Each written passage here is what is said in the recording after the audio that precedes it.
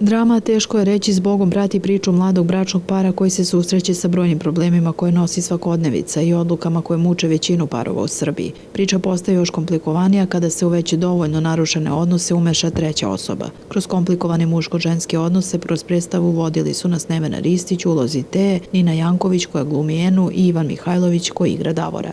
Predstava Teško je reći zbogom je prvi projekat Putujućeg pozorišta Teatra Vihor.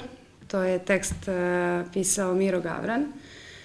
Inače je ocenjen od strane kritičara kao dramatična komedija, pošto kada ga čitate, on je pisan kao drama, kao jedan dramski tekst, melodramski tekst, međutim, publika ga prepoznaje kao komediju, a tu je lepota u tom tekstu zato što govori o jednim običnim ljudima, o jednoj svakodnevici, o našoj generaciji, jednom mladom bračnom paru koji pokušava da stane na noge, pa onda se odlažu razne stvari, čekamo vreme za jedne stvari, za ove stvari, za stan, za decu i tako prođe brak i život u čekanju i koje se stvari od toga realizuju i to je pitanje svih nas danas, jel?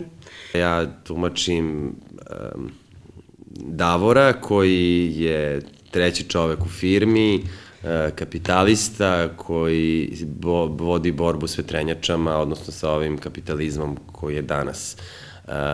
On misli da se u tome snalazi, vrlo je dominantan u celoj toj postavci stvari, ali onda vidimo da to baš i nije tako i da stvari funkcionišu malo drugačije.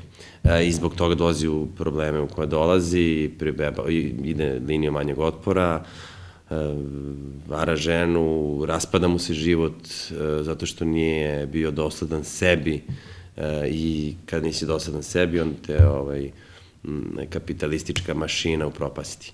Pa, moj lik je jako jednostavan. Ja igram ambicioznu novinarku, pa vidjet ćete kako sam je ja videla. A to je, eto, kao što sam rekla, ambiciozna novinarka koja veruje da, bez nekih preteranih emocija, ali koja veruje da ljubav prema njenoj prijateljici ne može ništa da uništi, pa čak ni to što je preotela njenog muža.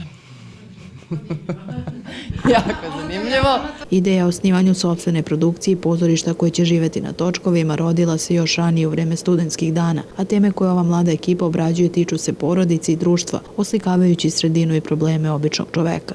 Nije to bila nekakva sad kao smišljeno kao ideja, kao beg od stvarnosti. Ne, naprotiv. Baš kada smo uvideli stvarnost kakva je oko nas, da se osetila jedna potreba za našim izražajem, nekom našom energijom i da pokažemo možda naše viđenje i pozorišta i umetnosti uopšte. Da treba sve više i više putujući pozorišta, trupa, individualnih projekata da bude, jer ćemo onda svi mi biti bolji i onda će institucije biti bolje. Jer dokazujemo, evo, i kroz ovu predstavu i kroz ovu predstavu koju je Nevena pomenula u kući i još mnoge razne druge, dokazujemo da pozorište nije institucija i da pozorište ne mora da bude samo u okviru neke zgrade, nego pozorište tamo gde je publika i gde su glumci. Putujuće pozorište Teatar Vihora osnovano je 2015. godine od strane mladih pozorišnih umetnika i obišlo je u svojoj prvoj pozorišnoj sezoni preko 10 gradova naše zemlje s predstavom Teško je reći zbogom hrvatskog dramskog i romanopisca Mire Gavrana, rađenog u režiji mlade rediteljke Marije Lipkovski.